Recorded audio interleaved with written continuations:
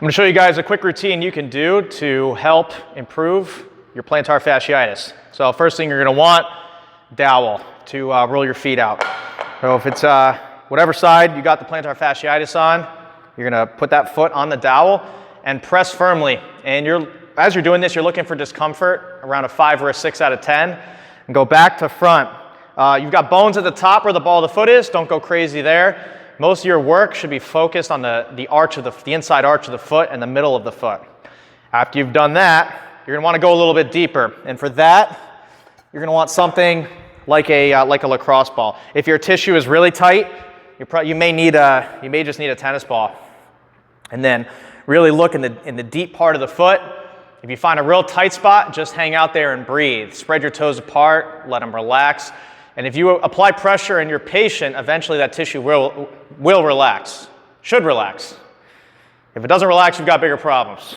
We're gonna go after the anterior tibialis and then the IT band and the vastus lateralis. So the best way that I've found to do that is from the sitting. And you're gonna wanna do this on your bare skin.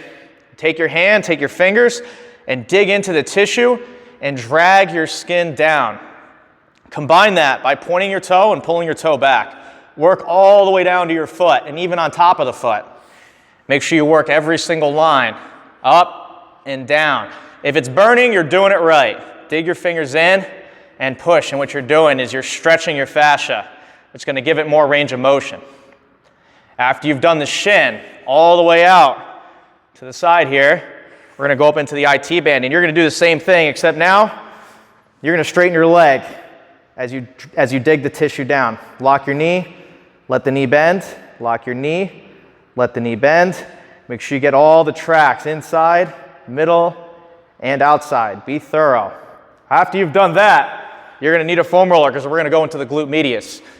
And the glute medius, the hip abductors and internal rotators are right here between your acetabulum and your pelvis in this little region right here. So you're going to get a foam roller, place it right on that spot, and then go down. And you're just going to roll side to side, all the way forward. Also, I recommend going back to the top of the glute because you got some internal rotators back there too. And that's really what we're after.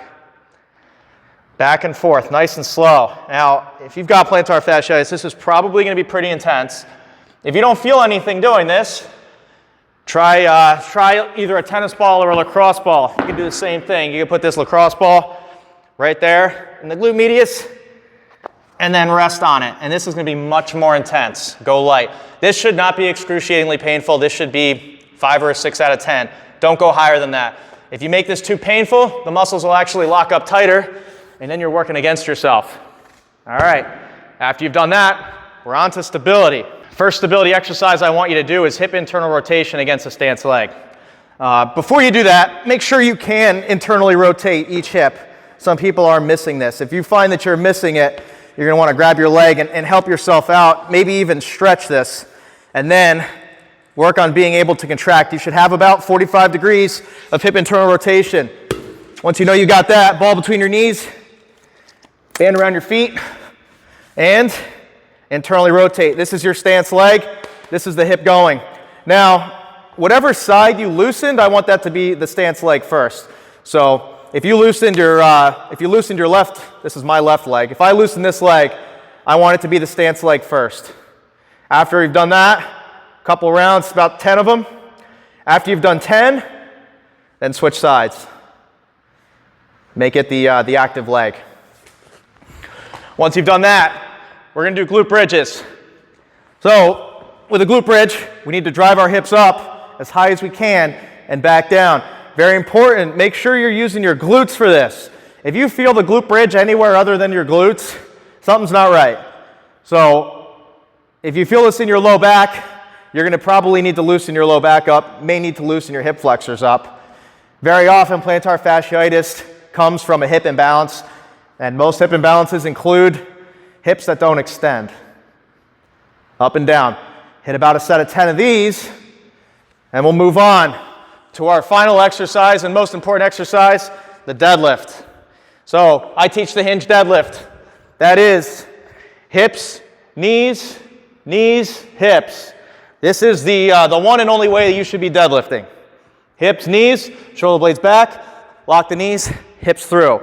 Start out light, and then once you gain confidence, start going heavier. Make sure at the top, don't leave your pelvis back. You leave your pelvis back, you're not doing anything for yourself. Squeeze your butt, tuck your tail, fire the hips through.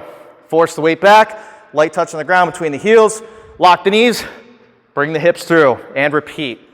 Finally, and most importantly, I highly recommend you make a switch to flat shoes because we'll leave that talk for another day.